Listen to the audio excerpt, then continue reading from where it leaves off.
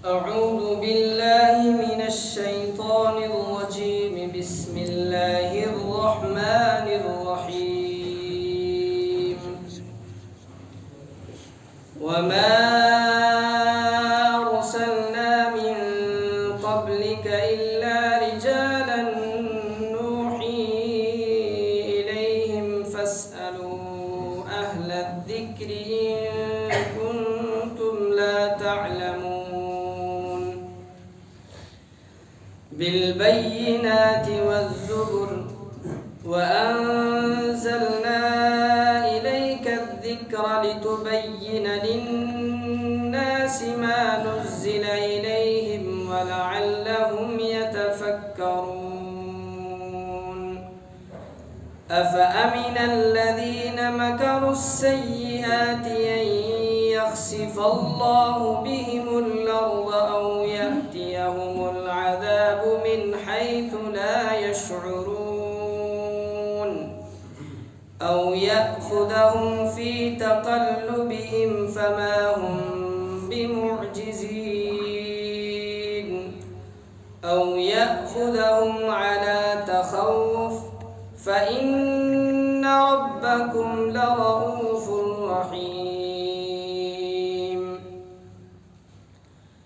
اور اے پیغمبر صلی اللہ علیہ وسلم، ہم نے تم سے پہلے بھی کسی اور کو نہیں انسانوں ہی کو پیغمبر بنا کر بھیجا تھا جن پر ہم وحی نازل کرتے تھے۔ اے منکرو، اب اگر تمہیں اس بات کا علم نہیں ہے تو جو علم والے ہیں ان سے پوچھ لو۔ ان پیغمبروں کو روشن دلائل اور آسمانی کتابیں دے کر بھیجا گیا تھا۔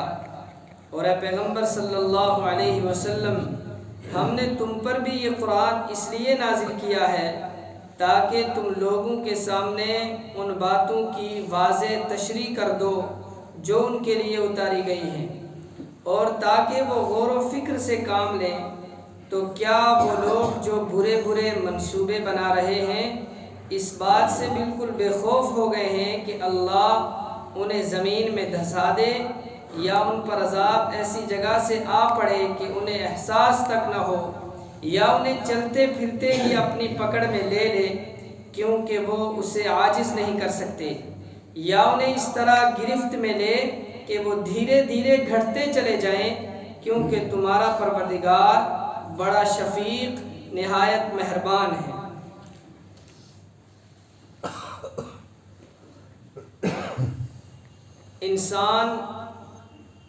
انسان سے اختلاف کرتا ہے اور اس اختلاف کی مختلف نوعیتیں اور شکلیں ہوتی ہیں، اور یہ فطرت کا تقاضا بھی ہے۔ کبھی رائے کا اختلاف ہوتا ہے،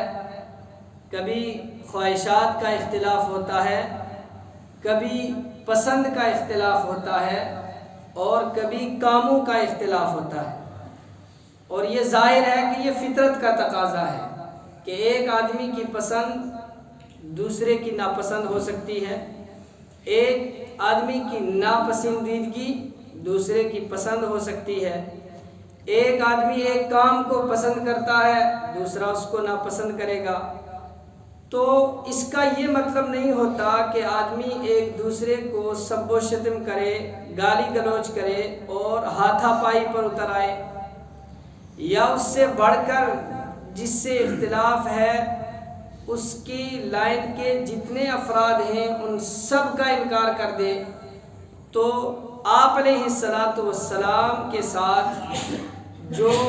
نہ ماننے والوں نے اختلاف کیا وہ ایسا اختلاف تھا کہ جس کی وجہ سے آپ علیہ السلام اور آپ کے ماننے والوں کو سب و شتم بھی کیا گیا، آپ کے ساتھ گالی گلوچ بھی کی گئی، اور آپ علیہ السلام کے ساتھ مار کٹائی کا معاملہ بھی کیا گیا۔ یعنی اتنی حد درجے آگے وہ مخالفت نکل گئی، اور پھر اس لائن کے جتنے لوگ تھے ان سب کا انکار کر دیا کہ پیغمبر انسان ہو ہی نہیں سکتا، کوئی انسان پیغمبر بن کر نہیں آیا۔ یعنی نبی رحمت صلی اللہ علیہ وسلم سے لے کر حضرت آدم علیہ السلام تک جتنے انبیاء تھے مخالفت کی وجہ سے نہ ماننے والوں نے ان سب کا انکار کر دیا، اور جب ان کے تشدد اور ان کے اختلافات اور بڑھ گئے تو اب اللہ تبارک و تعالیٰ نے ایمان والوں کو ہجرت کرنے کا حکم دیا، اجازت دی۔ تو صحابہ کرام نے آپ علیہ السلام کے اجازت سے اور اللہ کے حکم سے ہجرت کی اور وہاں سے نکلے۔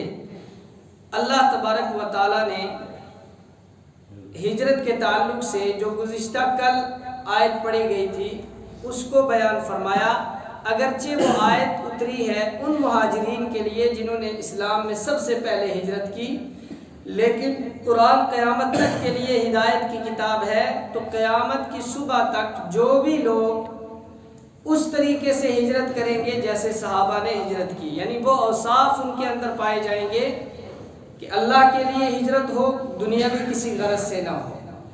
اور ہجرت کے دوران جو مصائب جو ظلم ہوں ان کو برداشت کریں، ان کے اوپر صبر کریں اور اللہ کی ذات پر بھروسہ کریں، تو جو ان کو انعام اللہ تعالیٰ نے دیا وہی قیامت تک ان اوصاف کے ساتھ ہجرت کرنے والوں کو بھی ملیں گے۔ اللہ تبارک و تعالیٰ نے ان لوگوں کی سوچ کا جواب دیا کہ وَمَا أَرْسَلْنَا مِن قَبْلِكَ إِلَّا رِجَالًا نُوحِي إِلَيْهِمْ، کہ ہم نے آپ سے پہلے جو لوگ بھیجے ہیں وہ بھی مرد ہی تھے، ان کی طرف بھی ہم نے وحی بھیجی۔ لہٰذا اے نہ ماننے والوں، اگر تمہیں اس چیز کا پتہ نہیں ہے تو تم ان سے معلوم کر لو جن کو علم دیا گیا ہے، اہل علم سے معلوم کر لو جن کو واضح نشانیوں اور کتابوں کے ساتھ اللہ تعالیٰ نے مبعوث فرمایا، بھیجا۔ اور اس کے بعد فرمایا کہ اے نبی صلی اللہ علیہ وسلم، ہم نے آپ کی طرف ذکر نازل کیا، یعنی قرآن نازل کیا، لِتُبَيِّنَ لِلنَّاسِ، تاکہ آپ اس کو لوگوں کے سامنے واضح کریں، کھول کر لوگوں کے سامنے اس کو بیان کریں۔ اب یہ بھی ہو سکتا تھا کہ آسمان سے ایک لکھی لکھائی کتاب یہ بھیج دی جاتی اور وہ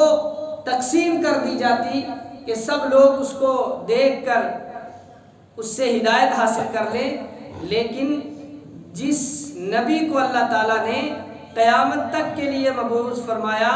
اور اس نبی کو ایسی کتاب دی کہ اگر اس کے جزئیات بھی اس کے اندر بیان کیے جاتے تو وہ ناممکن بات تھی، اتنی وسیع کتاب ہو جاتی کہ جس کا احاطہ ہی نہیں کیا جا سکتا تھا۔ لہٰذا قرآن میں اللہ تعالیٰ نے